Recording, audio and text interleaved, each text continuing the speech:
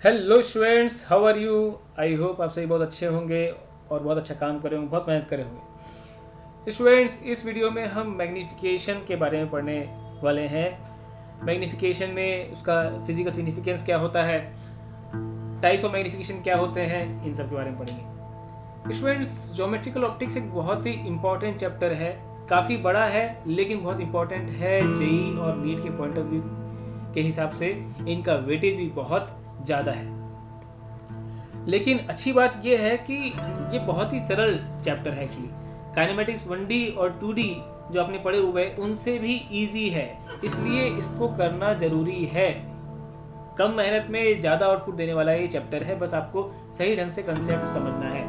बहुत सारे स्टूडेंट्स मेरे पास प्रॉब्लम लेके आते हैं, उन्हें मैग्नीफिकेशन समझ नहीं आता। मैग्नीफिकेशन का फिजिकल मीनिंग क्या है, एनलार्ज और डिमिनिश्ड इमेज क्या होती है, इरेक्ट इन्वर्टेड इमेज क्या होती है, इसमें वो कंफ्यूज रहते हैं। Lateral magnification, transverse magnification, longitudinal magnification, axial magnification, ये काफ़ी कंफ्यूज हो जाते हैं, जबकि बहुत सिंपल है। तो इन सब के बारे में हम यहाँ बात करेंगे। कई स्टूडेंट्स को फॉर्मूले पता होते हैं लेकिन वो उसको अप्लाई नहीं कर पाते हैं, वो फ्रस्ट्रेट होते रहते हैं और जरा सी चीज़ के कारण उनका कॉन्फिडेंस लो हो जाता है इस चैप्टर में और वो अपना चांस खो बैठते हैं। तो स्टूडेंट्स, आप अगर ऐसे स्टूडेंट्स में से हैं तो आपको ये वीडियो आखिरी तक देखना चाहिए और मैं विश्वास दिलाता हूँ कि आपको सारे कंसेप्ट आपके मैग्नीफिकेशन में क्लियर हो जाएंगे और इसके बाद आपको मैग्नीफिकेशन में कभी कोई प्रॉब्लम नहीं आएगी। और एक अच्छी बात यह है स्टूडेंट की मैग्नीफिकेशन का जो कंसेप्ट है वो पूरी ज्योमेट्रिकल ऑप्टिक्स में सेम है, मतलब उसका सिग्निफिकेंस सेम है, उसका साइन क्या बताता है, उसका मैग्नीट्यूड क्या बताता है, सब कुछ सेम है, सिर्फ और सिर्फ फॉर्मूले बदल सकते हैं। इसलिए भी आपको ये चैप्टर, ये वीडियो आखिरी तक जरूर देखना चाहिए, क्योंकि वंस एंड फॉर ऑल आपको मैग्नीफिकेशन में कोई दिक्कत नहीं आने वाली इसके बाद। तो अगर आप फाइनली देखने के बाद अगर आपको लगता है कि ये वीडियो से आपको कुछ फ़ायदा हुआ है तो आप ज़रूर इसको लाइक करें, इसको शेयर करें अपने फ्रेंड्स के साथ ताकि वो भी इसका फ़ायदा उठा सकें। और ऐसे स्टूडेंट्स जो कि इस चैनल पे नए हैं उन स्टूडेंट्स को मैं बताना चाहता हूँ कि मुझे जेई और नीट के जो स्टूडेंट्स हैं उनको पढ़ाते हुए 7 साल से ज़्यादा हो चुका है और मुझे पता है कि बच्चों को कहाँ प्रॉब्लम आती है, स्टूडेंट्स कहाँ प्रॉब्लम फेस करते हैं, कौन से कंसेप्ट समझने में उनको दिक्कत आती है। मैं ऐसे ही वीडियो लेके आता रहता हूँ, इसलिए मैं चाहूँगा कि आप ये चैनल को सब्सक्राइब करें और बेल आइकन को ज़रूर प्रेस करें ताकि आपको नोटिफिकेशन आए और आप ऐसे इंपॉर्टेंट कंसेप्ट, ऐसे वीडियो आप मिस ना करें। ओके स्टूडेंट्स, स्टार्ट करते हैं। तो स्टूडेंट, मैग्नीफिकेशन जो है दो प्रकार से डिफाइन करते हैं। लेटरल मैग्नीफिकेशन, उसी को हम ट्रांसवर्स मैग्नीफिकेशन भी कहते हैं, और दूसरा है लॉन्गिट्यूडनल और एक्सियल मैग्नीफिकेशन। मैं थोड़ा सा आपको मतलब समझाता हूँ स्टूडेंट। लेटरल का मतलब होता है एक्सिस के परपेंडिकुलर, याद है, और ट्रांसवर्स का मतलब भी यही होता है एक्सिस के परपेंडिकुलर। आपने ट्रांसवर्स वेव पढ़ा था 11th में, वेव्स चैप्टर में। उसमें क्या होता था, वेव्स अगर आगे जा रही है एक्सिस की तरफ तो पार्टिकल वाई में ऑसिलेट करते थे ना, तो एक्सिस के परपेंडिकुलर। तो जब एक्सिस के परपेंडिकुलर ऑब्जेक्ट लाई करता है, जैसे ये है प्रिंसिपल एक्सिस और ऑब्जेक्ट इस तरीके से रखा है ए बी, तो ऐसे केस में इसकी जो इमेज बनेगी और फिर हम जब देखेंगे मैग्नीफिकेशन तो स्टूडेंट्स उसको बोलते हैं ट्रांसवर्स और लेटरल मैग्नीफिकेशन। और लॉन्गिट्यूडनल मैग्नीफिकेशन में क्या होता है स्टूडेंट्स, ऑब्जेक्ट प्रिंसिपल एक्सिस के अलॉन्ग होता है, ऐसा लेटा हुआ होता है। तो हम एक एक करके बारी बारी बात करते हैं। पहले हम लेटरल मैग्नीफिकेशन के बारे में अच्छे से समझते हैं। तो स्टूडेंट्स देखिए कैसे लेटरल मैग्नीफिकेशन को डिफाइन किया जाता है। लेटरल मैग्नीफिकेशन को स्टूडेंट्स हम m से डिनोट करते हैं, स्मॉल m, और उसको हम इस तरीके से डिफाइन करते हैं। Magnification is defined as height of image upon height of object. Simple मतलब अगर मैं हाइट ऑफ इमेज को HI से रिप्रेजेंट करूं और हाइट ऑफ ऑब्जेक्ट को HO से रिप्रेजेंट करूं तो फॉर्मूला क्या हो गया, HI/HO। और स्टूडेंट्स हमें जानते हैं कि जब हम ज्योमेट्रिकल ऑप्टिक्स पढ़ते हैं तो हम हर एक चीज़ साइन के साथ पुट करते हैं, हर एक वेरिएबल साइन के साथ पुट करते हैं। तो HI और HO दोनों ही साइन के साथ पुट करने चाहिए। स्टूडेंट्स मैं आपको थोड़ा सा साइन कन्वेंशन आपको याद दिला देता हूँ। स्टूडेंट सपोज ये कोई मिरर है और इसमें कन्वेंशन क्या होता है स्टूडेंट्स की, जो भी मेजरमेंट हम करते हैं प्रिंसिपल एक्सिस के अलॉन्ग वो हमें पोल से करना होता है, ये पहली बात। और उसमें भी कन्वेंशन क्या है कि इंसिडेंट रे सपोज इधर से आ रही है, इंसिडेंट रे इधर की तरफ है और इधर ही होती है इंसिडेंट रे। तो अगर मुझे कोई भी डिस्टेंस को मेजर करने के लिए इंसिडेंट रे की दिशा में जाना पड़ गया तो उसको मैं पॉजिटिव लेता हूँ, और अगर ऑपोजिट जाना पड़ गया तो नेगेटिव। जैसे सपोज कोई ऑब्जेक्ट है यहाँ पे रखा है 25 सेंटीमीटर दूरी पे, तो ऑब्जेक्ट का डिस्टेंस मेजर करने के लिए मुझे पोल से लेफ्ट साइड जाना पड़ रहा है इंसिडेंट रे के अपोजिट डायरेक्शन में। तो फिर मैं क्या लिखूंगा, ओ u is equal to -25। This is how I will write. और अगर ऑब्जेक्ट सपोज यहाँ पे होता ओ डैश 20 सेंटीमीटर पे, तो फिर मैं उसके लिए u +20 लिखता। ये भी आपको अच्छे से पता है, ये मैं रिवर्स करवा रहा हूँ। और height of image, height of object के लिए नॉर्मली डिस्टेंस हाइट मेजर करने के लिए अगर मुझे प्रिंसिपल एक्सिस के ऊपर जाना पड़ जाता है ऊपर, तो ऐसे केस में मैं हाइट को पॉजिटिव मानता हूँ। सपोज कोई ऑब्जेक्ट रखा हुआ है स्टूडेंट्स ये, और ये सपोज 2 मिलीमीटर का ऑब्जेक्ट है, तो हाइट ऑफ ऑब्जेक्ट में लिखूंगा स्टूडेंट्स +2 मिलीमीटर, एकदम सिंपल प्लस। और अगर मान लेते हैं इसकी इमेज फॉर्म करी और सपोज इमेज बन गई इधर की तरफ 4 मिलीमीटर और नीचे, तो फिर मुझे डिस्टेंस मेजर करने के लिए, हाइट मेजर करने के लिए नीचे जाना पड़ रहा है स्टूडेंट्स। नीचे जाना पड़ रहा है तो नेगेटिव। तो हाइट ऑफ इमेज स्टूडेंट्स ऐसे केस में लिखूंगा मैं -4 मिलीमीटर। तो आपको साइन कन्वेंशन समझ में आ गया। तो अब यहाँ से हम इसका इंटरप्रिटेशन समझते हैं, इसका फिजिकल मीनिंग समझते हैं कि मैग्नीफिकेशन का जो भी वैल्यू सामने आएगा उसका मतलब क्या होगा। सपोज स्टूडेंट्स मैग्नीफिकेशन जो है पॉजिटिव आ जाता है, मैं भी वैल्यू पे नहीं जा रहा, उसका मैग्नीट्यूड पे नहीं जा रहा, पॉजिटिव आ गया, उसका मतलब क्या है। तो मैंने मैग्नीफिकेशन कैसे डिफाइन किया है, HI/HO। तो या इसका मतलब ये हुआ कि HI/HO पॉजिटिव है, राइट। इसका मतलब ये हुआ कि ये क्वांटिटी पॉजिटिव तभी आती है जब HI and HO both are of same side, are of same side. और सेम साइन का होने का मतलब ये होता है सेम साइड, राइट स्टूडेंट्स। अभी मैंने बताया कि सेम साइन है मतलब वो ऊपर है या तो नीचे है। और ऐसे केस में स्टूडेंट ध्यान रखेंगे, हम बोलते हैं अगर मैग्नीफिकेशन पॉजिटिव है तो हम बोलेंगे कि इमेज जो है वो इरेक्ट बनी है। तो ये स्टूडेंट बहुत इंपॉर्टेंट बात है कि मैग्नीफिकेशन पॉजिटिव आता है, इसका मतलब क्या समझेंगे कि इमेज और ऑब्जेक्ट दोनों ही सेम साइड में है, और जो इमेज फॉर्म हो रही है इसको हम बोलेंगे इरेक्ट। इरेक्ट का डायग्राम कैसा होता है वो आपको समझा देता हूँ। तो ये देखिए स्टूडेंट्स, ये मैंने एक रे डायग्राम अपनी बनाया है, आप इसको देखें। ऑब्जेक्ट जब फोकस और पोल के बीच में होता है स्टूडेंट्स, तो उसकी इमेज जो है पोल से पीछे बनती है, और ये स्टूडेंट जो बनी है ये वर्चुअल इमेज बनी है। अगर आपको virtual object, virtual image, real object, real image इसको समझने में अगर दिक्कत होती है तो स्टूडेंट उसके लिए आपको यहाँ पे इस वीडियो पे जाना है और इसको अच्छे समझ लेना है स्टूडेंट्स, सब कुछ क्लियर हो जाएगा। ओके स्टूडेंट्स, तो ये एक एग्जांपल आपको समझ में आया कैसे मैग्नीफिकेशन जो है जब पॉजिटिव होता है तो इमेज कैसी होती है, इरेक्ट। और इरेक्ट का एक एग्जांपल कि हाइट, ये ऑब्जेक्ट भी इधर और इमेज भी इधर, तो हाइट पॉजिटिव लिखूंगा, हाइट ऑफ ऑब्जेक्ट पॉजिटिव लिखूंगा तो हाइट ऑफ इमेज भी पॉजिटिव लिखूंगा। ओके स्टूडेंट्स, ठीक है। मैग्नीफिकेशन अगर नेगेटिव होता है उसका मतलब क्या है, तो देखिए स्टूडेंट्स, अगर मैग्नीफिकेशन नेगेटिव है इसका मतलब तो ये हुआ कि HI/HO भी क्या है, नेगेटिव। और it means HI and HO are of opposite sign, opposite side, right. या इसका मतलब ये कहे कि ऑपोजिट साइड है, ऑपोजिट साइड मतलब वो प्रिंसिपल एक्सिस के ऑपोजिट साइड है। और ऐसे केस में स्टूडेंट्स हम कहते हैं कि जो इमेज बनी है स्टूडेंट्स वो इन्वर्टेड इमेज बनी है, इन्वर्टेड। क्या आपको बात समझ में आई स्टूडेंट्स?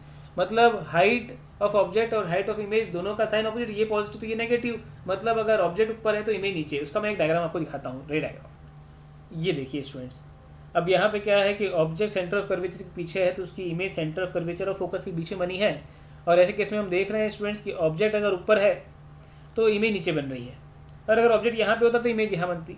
तो ये एक कैसी इन्वर्टेड इमेज है, इसी को।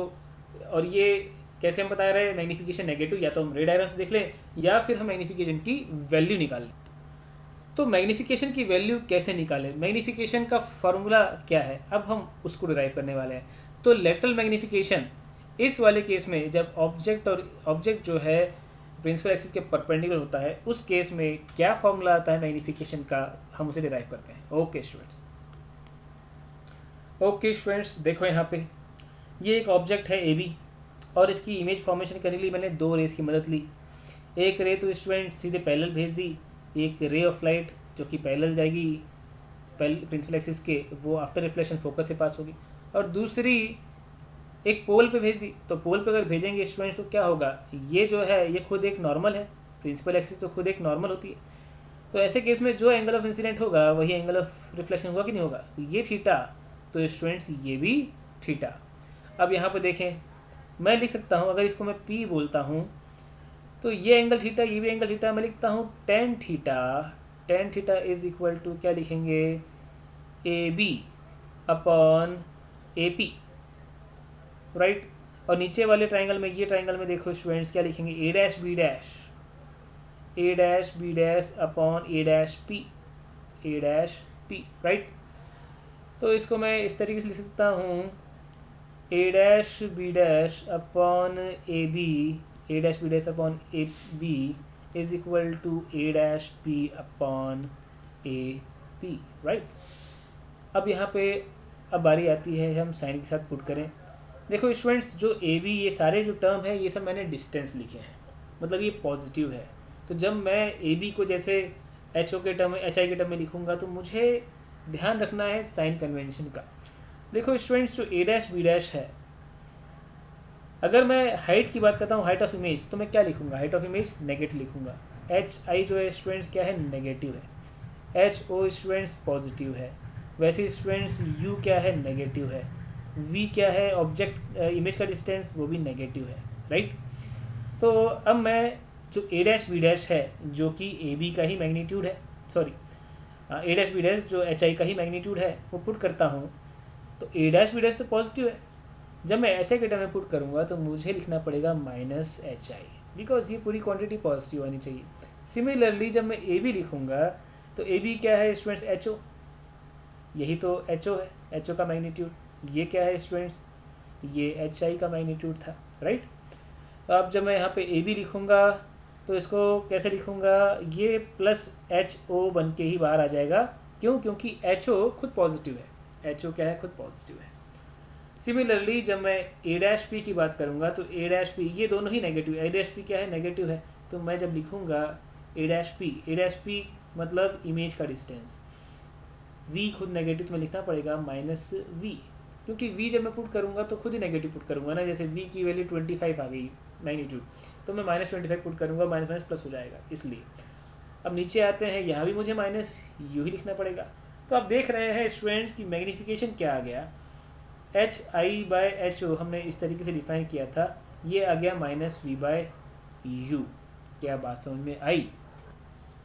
ये स्टूडेंट्स, अब हम V/U को कुछ और फॉर्म में भी लिख सकते हैं, जरा उसको भी ध्यान दीजिए। देखो स्टूडेंट्स, हमने मिरर फॉर्मूला तो पढ़ रखा है, 1/V plus 1/U is equal to 1/F। Students, इसको मैंने सिखाया है पहले भी, आप मिरर फॉर्मूला देख सकते हैं यहाँ पे स्टूडेंट्स, कि V को हम लिख सकते हैं इस तरीके से, V is equal to FU upon U minus F, right. तो यहाँ से ये भी देख सकते हैं कि V/U क्या आ गया, F upon U minus F। तो मैग्नीफिकेशन का एक और फॉर्मूला आ गया HI अपॉन HO। यहाँ देखें स्टूडेंट, माइनस ऑफ V/U जैसे लिखूँगा तो F upon U minus F आएगा, और इसको लिख सकते हैं क्योंकि माइनस अंदर जाएगा तो F माइनस U हो जाएगा, F माइनस U। तो स्टूडेंट्स, ये जो फॉर्मूला है इसको भी आप याद कर लो, डायरेक्ट काम में आता है। Magnification is equal to sorry, इसको मैं इसमें लिखता हूँ, magnification is equal to F upon F minus U for mirror. क्या बात क्लियर हुई? अब बस कुछ नहीं, आपको ऑब्जेक्ट का डिस्टेंस दिया होगा तो U को आप पुट करोगे साइन के साथ, फोकल लेंथ कॉन्केव मिरर की नेगेटिव होती है, वैसे पुट के मैग्नीफिकेशन आ गया। तो अभी हम आखिरी में एक एग्जांपल भी करेंगे और उसमें हम ये बात समझेंगे भी।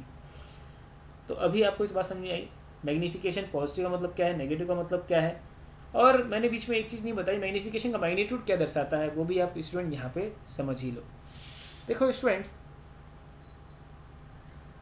मैग्नीफिकेशन का जो मैग्नीट्यूड है वो सपोज 1 आ जाए, इसका मतलब क्या समझोगे? HI/HO is equal to 1, that means height of image is equal to, sorry height of image, उसका जो मैग्नीट्यूड है, मॉड लगा रहा हूँ, is equal to height of object, मतलब ऑब्जेक्ट और इमेज दोनों ही सेम साइज की बने। और अगर मैग्नीफिकेशन जो है का मैग्नीट्यूड ग्रेटर देन 1 आता है, इसका मतलब स्टूडेंट क्या हुआ? Mod of HI upon mod of HO greater than 1, यही तो बोलेंगे। मतलब मैं बोलूँगा हाइट ऑफ इमेज जो है उसका मैग्नीट्यूड ऑब्जेक्ट से ज़्यादा है, तभी तो ऐसा लिखूँगा ना। इसका मतलब इमेज बड़ी बनी है और हम बोलेंगे it is an enlarge image. ये बहुत इंपॉर्टेंट बात है, एनलार्ज इमेज। और अगर मैग्नीफिकेशन की वैल्यू लेस देन 1 आ गई तो आप गैस कर सकते हैं कि मॉड ऑफ HI जो है वो less than mod of HO है, और इसका मतलब क्या है? डिमिनिश्ड। हमने क्या बोला उसको? Diminished image, diminished image. तो क्या आपको यहाँ तक सारी बात समझ में आई? अब स्टूडेंट्स हम मूव करने वाले हैं लॉन्गिट्यूडनल मैग्नीफिकेशन पर। ठीक है स्टूडेंट्स, आगे बढ़ते हैं। कैसे लॉन्गिट्यूडनल मैग्नीफिकेशन डिफाइन किया है और उसका क्या फॉर्मूला होता है वो भी हम देखेंगे। ओके स्टूडेंट्स, देखें यहाँ पे ये एक ऑब्जेक्ट लिया है, एक कॉन्केव मिरर ले लिया हमने, और ये एक ऑब्जेक्ट है जिसको हमने अभी फोकस और सेंटर ऑफ कर्वेचर के बीच में रखा है। AB इस तरीके से ये प्रिंसिपल एक्सिस के अलॉन्ग ये रॉड जो है लेटी हुई है। अब इसकी हमें देखना है कि इमेज किधर बनेगी। तो स्टूडेंट पहली चीज़ तो हमें पता है कि अगर कोई भी object centre of focal length के फोकस के बीच में होता है तो उसकी इमेज सेंटर ऑफ कर्वेचर के पीछे बनती है। तो इतना तो क्लियर है स्टूडेंट्स कि जो ऑब्जेक्ट है AB, इसकी इमेज इधर बनने वाली। सपोज हम मान लेते हैं कि ये बन गई इमेज इस तरीके से, A', B'। तो कैसे हम डिफाइन करते हैं लॉन्गिट्यूडनल मैग्नीफिकेशन? जरा देखें, हमने लॉन्गिट्यूडनल मैग्नीफिकेशन को हम बीटा से डिनोट करते हैं। तो beta is defined as length of image upon length of object, या हम उसको ऐसे डिफाइन करते हैं VA minus VB upon UA minus UB। ये VA, VB, UA, UB ये कोई वेलोसिटी है क्या? नहीं। ये क्या है? V क्या है? ऑब्जेक्ट, इमेज की डिस्टेंस, और U क्या है? ऑब्जेक्ट की डिस्टेंस। तो VA एक्चुअल में क्या है? तो A जो A पॉइंट है, A पर अगर ऑब्जेक्ट होता तो उसकी इमेज कहाँ बनी होती? तो A की इमेज का जो डिस्टेंस है वो है VA। और सिमिलरली VB क्या है? तो VB जो B की जो इमेज है स्टूडेंट्स वो कहाँ बनी है उसकी पोजीशन बता रहा है एक प्रकार से। और UA, UB क्या है? A और B की डिस्टेंस है। तो इस तरीके से हम डिफाइन करते हैं लॉन्गिट्यूडनल मैग्नीफिकेशन। तो एक बहुत सिंपल सा फॉर्मूला है, मतलब सपोज आपको किसी ने एक ऑब्जेक्ट दे दिया और A और B की position they the. Suppose A जो है कोई 20 डिस्टेंस पे है और जो B जो है 20 डिस्टेंस पे है पोल से, A जो है 25 सेंटीमीटर डिस्टेंस पे है, इस तरीके से दे दिया, फोकल लेंथ दे दी। तो ऐसे केस में बहुत इजी क्या है कि आप फॉर्मूला यूज़ करें, मिरर फॉर्मूला, और A और B की इमेज कहाँ बनी वो निकाल लें, और बहुत ही ईजीली आप VA माइनस VB करके जो लॉन्गिट्यूडनल मैग्नीफिकेशन उसकी वैल्यू निकाल लेंगे। क्या आई थिंक ये आप कर लेंगे इतना? मैं एक एग्जांपल लूँगा, बाद में लूँगा, पर मैं अभी कुछ और बातों पे फोकस करना चाहता हूँ। तो ये बहुत इजी है निकालना, बट आपको ये फॉर्मूला पता होना चाहिए, VA minus VB upon UA minus UB। अब स्टूडेंट ये क्या है? ये लॉन्गिट्यूडनल मैग्नीफिकेशन है। अगर मैं A जो ऑब्जेक्ट है उसका लेटरल मैग्नीफिकेशन निकालना चाहूँ, मतलब मैं MA की बात कर रहा हूँ, तो क्या लिखूँगा students? Minus VA upon UA। अभी हमने देखा लेटरल मैग्नीफिकेशन फॉर्मूला क्या होता है? V upon U minus V upon U। तो A का लेटरल मैग्नीफिकेशन क्या होगा? VA upon UA। ये और ये अलग है। सिमिलरली अगर मुझे कोई बोले कि B का लेटरल मैग्नीफिकेशन क्या है, मैं बोलूँगा माइनस VB अपॉन UB। तो क्या है? B की इमेज का डिस्टेंस और ये B ऑब्जेक्ट का डिस्टेंस। तो ये क्या दोनों? ये लेटरल मैग्नीफिकेशन है। स्टूडेंट्स ये हम प्रूव कर सकते हैं कि जो बीटा है beta is equal to minus M A into M B होता है। This can be proved. तो अभी हम इसी को प्रूव करने वाले हैं। ज़रा फटाफट ये प्रूफ देख ही लेते हैं। जैसे ये जो ऑब्जेक्ट ए है और जो इमेज है, इनके जो डिस्टेंस है पोल से, इसके बीच में रिलेशन क्या होगा? मैं लिखूंगा, मिरर फॉर्म लगाता हूँ, 1/VA plus 1/UA is equal to 1/F। Similarly B की जो इमेज है और बी जो ऑब्जेक्ट और इमेज डिस्टेंस में क्या रिलेशन होता है, तो हम जानते हैं 1/VB plus 1/UB is equal to 1/F। ये दोनों इक्वेशन को स्टूडेंट्स अगर मैं माइनस कर दूं, देखो क्या आता है, ज़रा देखें फटाफट। 1/VA minus 1/VB is equal two plus 1/UA minus 1/UB और इज इक्वल टू 0 नहीं आ जाएगा क्योंकि 1/, फोकल है तो सेम ही है, दोनों सेम ही कॉन्वेक्स मिरर, सेम ही मिरर है, कॉन्केव मिरर। अब मैं ये जो टर्म है इसका एलसीएम ले लेता हूँ, इसका मैं एलसीएम ले लेता हूँ, तो आप देखें ऊपर चले जाएगा VB माइनस VA, तो VB minus VA upon VA VB, और मैं इस पूरे ब्रैकेट को राइट हैंड साइड लेके आता हूँ तो एक माइनस आ जाएगा, और मैं लिख सकता हूँ यहाँ पे UB minus UA is equal to, क्या लिखते हैं हम, UA इंटू UB। तो ये ए कर देते हैं। एकदम क्लियर स्टूडेंट्स। अब आप देखो VB minus VA upon UB minus UA, या ये जो मैंने लिखा हुआ है यहाँ पे,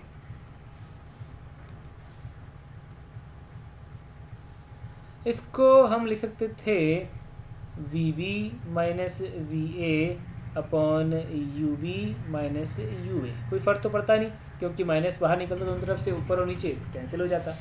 तो यहाँ पे हम देख रहे हैं स्टूडेंट्स कि बीटा जो मैग्नीफिकेशन है VB minus VA upon UB minus UA, अगर मैं इसको नीचे लेके आ जाऊँ तो लिखा हुआ minus of VA upon UA into VB upon UB, और हम ये कह सकते हैं ये क्या है students, magnification of A, actual में माइनस है,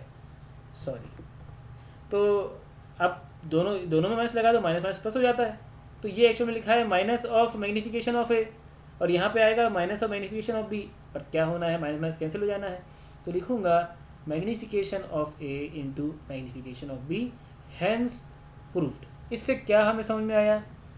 इससे कुछ ऐसा बहुत ज़्यादा फ़ायदा नहीं हुआ, लेकिन ये है कि एक ये भी मेथड है। आप फटाफट मैग्नीफिकेशन निकाल लो। मैग्नीफिकेशन निकालने का तरीका आपको पता ही है। जैसे ए का मैग्नीफिकेशन निकालना था तो क्या था, F upon F minus UA, और बी का मैग्नीफिकेशन निकालना था स्टूडेंट्स MB, तो मैंने फॉर्मूला क्या बताया था, F अपॉन, यही वाला फॉर्मूला लगाएंगे, F माइनस UB।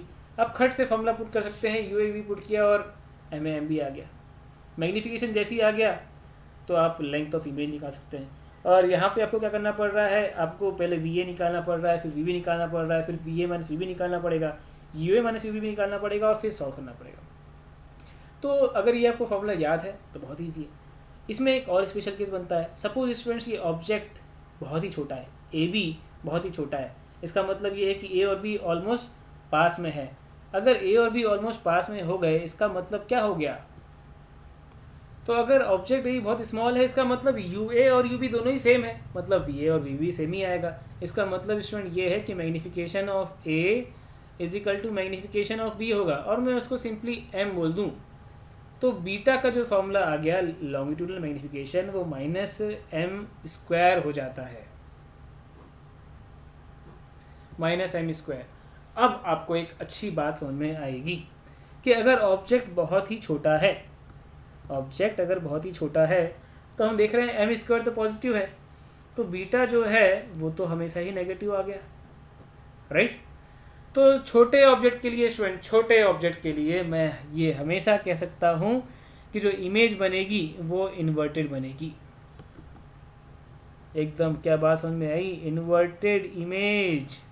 ये एक बात समझ में आनी चाहिए कि यहाँ पे ऑप्शन ही नहीं है, अगर ऑब्जेक्ट प्रिंसिपल एक्सिस के अलोंग लाई कर रहा है, छोटा सा ऑब्जेक्ट है, इन्वर्टेड इमेज ही बनेगी।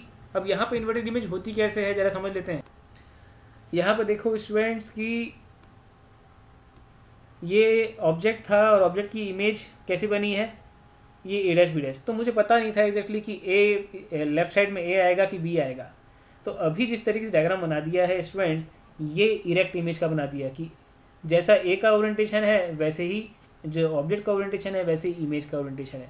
अगर जैसा कि अभी हम पढ़ रहे हैं कि ऑब्जेक्ट स्मॉल है, तो ऐसे केस में ए की इमेज यहाँ बनेगी स्टूडेंट्स ए डैश, और बी की इमेज यहाँ बनेगी। और स्टूडेंट्स ये बोलेंगे हम इन्वर्टेड इमेज।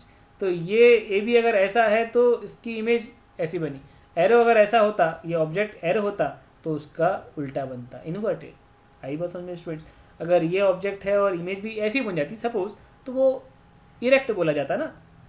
क्या बात समझ में आई? और यहाँ पर भी वही बात है कि मैग्नीफिकेशन का मैग्नीट्यूड अगर 1 से बड़ा है तो इसका मतलब ये है कि ये इमेज बड़ी बनी है, एनलार्ज बनी है। और अगर मैग्नीफिकेशन का मैग्नीट्यूड छोटा है, इसका मतलब क्या है, वो डिमिनिश बनी है। तो आपको समझ में आया मैग्नीफिकेशन का जो मतलब है, ये जो फिजिकल सिग्निफिकेंस है, ये पूरे ज्योमेट्री ऑप्टिक्स चैप्टर में नहीं बदलने वाला है, फॉर्मूला खाली बदल सकता है। तो मैंने क्या क्या बताया है आपको अभी? आपको मैंने बताया कि लेटरल मैग्नीफिकेशन जो होता है वो क्या होता है, HI/HO, और वो कितना निकल के आया, -U/V। और उसको आप याद कैसे रखोगे? For concave, for mirror F/F-U, F/F-U। और फिर long term magnification basic definition क्या है, तो ये है VA-VB/UA-UB। बट आपको ध्यान रखना है ये इंपॉर्टेंट बात, magnification is equal to -MA/MB। और अगर दोनों MA/MB बराबर हो गए तो बहुत ईजी है, MA/MB हो गया तो मैग्नीफिकेशन -M² हो जाएगा। क्या आपको यहाँ तक बात समझ में आई? तो स्टूडेंट्स हम एक एग्जांपल लेते हैं और इस एग्जांपल के थ्रू हम पूरा का पूरा जितनी भी थ्योरी हमने पढ़ी है हम समझ जाएंगे अच्छे से। ओके स्टूडेंट्स, देखें ये क्वेश्चन है। थोड़ा सा जो क्वेश्चन है वो टफ लिया है, इसीलिए लिया है ताकि आपको समझ में आए सारी बातें, इसमें हम काफ़ी कुछ समझ पाएंगे। देखें एक स्क्वायर है स्टूडेंट्स, यहाँ पे ABCD, जिसको मैंने इस तरीके से प्लेस किया है। 10 सेंटीमीटर उसकी लेंथ है, उसकी जो विड्थ है 2 मिलीमीटर है। फोकल लेंथ स्टूडेंट कितनी है, 20 सेंटीमीटर है। और सेंटर ऑफ कर्वेचर ये रहा। सेंटर ऑफ कर्वेचर की दूरी कितनी होगी स्टूडेंट्स, हमें पता है। रेडियस ऑफ कर्वेचर वो होता है 2 टाइम्स फोकल लेंथ, मतलब 40। यहाँ से लेकर यहाँ तक 40 है और ये 10 है स्टूडेंट्स। मतलब D का डिस्टेंस कितना होगा, 30। तो अगर मुझसे कोई बोलता है कि D कितना है, तो मैं कुछ इन्फॉर्मेशन पहले लिख देता हूँ। D का जो ऑब्जेक्ट डिस्टेंस अगर मैं लिखता हूँ U की वैल्यू, तो लिखूँगा -30 सेंटीमीटर। कैसे लिखा फिर बता देता हूँ, ध्यान समझ लें। C से लेकर P तक का डिस्टेंस 40 है, क्यों? क्योंकि 2F के बराबर है। F कितना है, फोकल लेंथ 20, और ये खुद 10 सेंटीमीटर है तो माइनस कर दिया 10। और फोकल लेंथ तो हमेशा स्टूडेंट्स हम नेगेटिव लिखेंगे क्योंकि कॉनकेव मिरर है, कॉन्वेक्स मिरर होता है पॉजिटिव लिखते तो -20 सेंटीमीटर।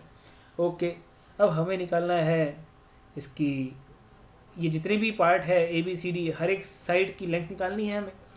तब सबसे अच्छी बात क्या है कि जब ऑब्जेक्ट सेंटर ऑफ कर्वेचर पे ही होता है तो उसका मैग्नीफिकेशन स्टूडेंट 1 आता है। जरा हम निकाल लेते हैं। क्या पढ़ा हमने मैग्नीफिकेशन का फॉर्मूला? मैग्नीफिकेशन का फॉर्मूला था F/F-U, क्योंकि एक माइनस भी आ गया था। हाँ, तो यहाँ इंपॉर्टेंट बात कि जो मैग्नीफिकेशन का जो फॉर्मूला है सिर्फ U पे डिपेंड करता है, ऑब्जेक्ट के डिस्टेंस पे। ये इस पर डिपेंड करता है कि हाइट क्या है। मतलब C का और B का मैग्नीफिकेशन सेम होगा, A और D का मैग्नीफिकेशन सेम होगा। तो फॉर B एंड C अगर मैं मैग्नीफिकेशन निकालता हूँ तो ज़रा देखें मैग्नीफिकेशन कितना आएगा। F कितना है, -20 अपॉन -20 माइनस U क्या लिखूँगा स्टूडेंट्स C और B के लिए, 40। यहाँ से लेके यहाँ तक डिस्टेंस 40 है, तो -40 जैसे ही लिखूँगा तो आप देखेंगे ये प्लस हो जाएगा। कितना आ गया स्टूडेंट्स, 1। इनफैक्ट ये -20 + 40 हो गया तो नीचे पॉजिटिव हो गया, -1। तो इतना तो क्लियर हो गया स्टूडेंट्स की इन्वर्टेड इमेज बनेगी और जो लेंथ है वो बिल्कुल सेम होगी। इसका मतलब अगर मैं बात करता हूँ ये BC जो लेंथ है, BC लेंथ की जो इमेज बनेगी वो एग्जैक्टली उतनी ही लेंथ की बनेगी और जस्ट अपोजिट बनेगी, मतलब ऐसे। ये बना दिया अपन ने, ये B डैश लिख देता हूँ मैं इसको, B डैश, राइट। और ये C डैश वहीं पे है। अब इसमें हमें करना क्या है, हमें AD जो है, AD लेंथ जो है उसकी इमेज की लेंथ क्या होगी। तो हम पहले तो ए और बी ये दोनों के लिए मैग्नीफिकेशन कितना होगा वो निकालते हैं। तो फॉर ए एंड बी जब हम मैग्नीफिकेशन निकालेंगे जरा देखें कितना आता है। F upon U minus F तो कितना है -20 अपॉन यू कितना है F upon F minus you है तो -20 माइनस यू कितना लिखेंगे ए और डी के लिए। मैं बोलूँगा स्टूडेंट्स 30। अभी मैंने थोड़ी देर पहले समझाया अभी यू 30 है तो -30।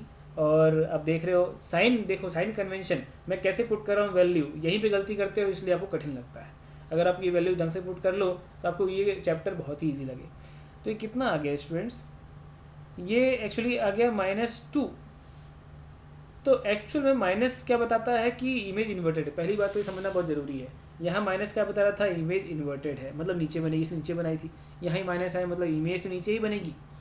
और मैग्नीफिकेशन कितना है, मैग्नीट्यूड कितना है 2 टाइम्स, मतलब हाइट ऑफ इमेज वो 2 टाइम्स हाइट ऑफ ऑब्जेक्ट है। मैं मॉड लगा के बता रहा हूँ, मतलब मुझे ये कहना चाहिए कि अगर A dash D dash length of the image of A D है तो वो 2 टाइम्स ए डी होगी। एकदम बात क्लियर। लेकिन अब बात ये है कि ये इमेज बनेगी कितने दूर, ये तो हमें समझ में आ गया कि ए डैश बनेगा नीचे और 2 गुना बनेगा मतलब 4 मिलीमीटर का बनने वाला है। लेकिन बनेगा कितने दूर, तो जो डी पॉइंट है डी पॉइंट का डिस्टेंस निकालना पड़ेगा स्टूडेंट्स। डी पॉइंट जो है उसकी इमेज कितने दूर होगी ये निकालना पड़ेगा। तो हम निकाल लेते हैं, ऐसी कौन सी बड़ी बात है, बहुत ईजी है वो तो।